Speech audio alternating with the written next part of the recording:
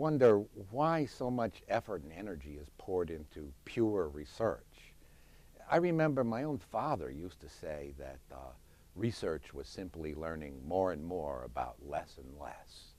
Well, that's a tough question to answer, but I would say that most of us professors were motivated by intense curiosity. It's curiosity that drives us. And in the early 1990s, I became fascinated with the Twin Towers of the World Trade Center. I was asking myself all kinds of questions, like, why is this building so tall?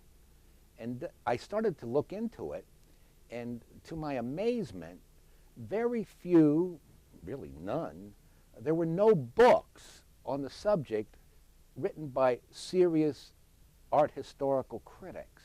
Well, I was puzzled by this disconnect between highbrow culture and lowbrow culture. Why the man in the street thought it was the most important building in New York, and architectural critics ignored it altogether. To my way of thinking, the World Trade Center was comparable to Big Ben in London or the Eiffel Tower in Paris. It was a symbol, a national symbol, an important icon. But then the question arose, well, a symbol of what exactly? Was it a symbol of Wall Street, in which it's close proximity? Was it a symbol of the skyline of Manhattan, the port of New York and New Jersey? American capitalism, American exceptionalism? I came to the conclusion that the World Trade Center was really a symbol for America itself. And in a strange way, the terrorists and I were on the same wavelength. They too felt that it was a symbol of America. That's why they attacked it. Well, I started writing my book, and I had to come up with some sort of organizational scheme. I wrote about the political background, about the tug of war between New York and New Jersey and all the controversies with the Port Authority and how they finally decided that New York would get the Port Authority and New Jersey would get the PATH trains. I went into the engineering of it, a very complicated building. If you're going to build something that's 110 stories tall, it takes very special engineering adaptations, the use, for example, of very lightweight steel trusses in construction. I talked about the construction itself, which was tricky because, remember, it was built in downtown Manhattan, and so you couldn't just bring all the materials to build it and park it on City Street. You had to bring the steel in one piece at a time as it was needed. It was a very complicated process. I also discussed at some length the concept of the World Trade Center. You have to remember that when it was designed back in the 50s and 60s, there weren't any fax machines, we didn't have the internet, and there were bicycle messengers all over lower Manhattan to coordinate the world of international trade, shipping agencies, custom brokers, all kinds of people, ship suppliers. They had to deal with each other, but the import-export business was scattered in small offices all over lower Manhattan.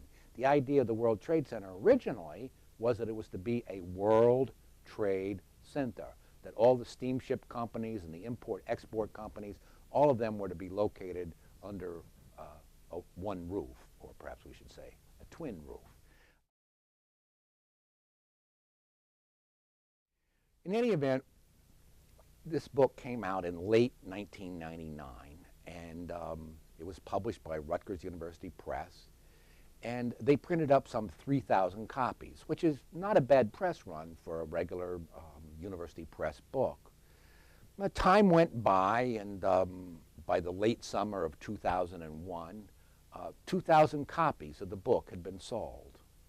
Most of those were purchased by my mother. But suddenly, along came September 11, 2001, there was a tremendous demand from the public to find out more about the Twin Towers. Within an hour of the attacks, my book was #1 on Amazon.com. It remained on the New York Times bestseller list for 6 weeks. One of the reviewers said that I had captured the richness and complexity of the Twin Towers. And naturally, I was very pleased with that compliment. But as it turns out, mine was perhaps the most complete record of the building.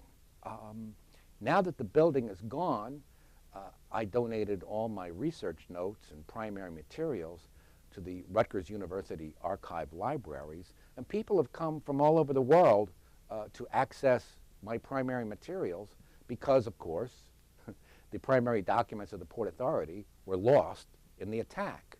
So I would say when it comes to pure research, in advance, you're never going to know the true value of a project before you start out on it.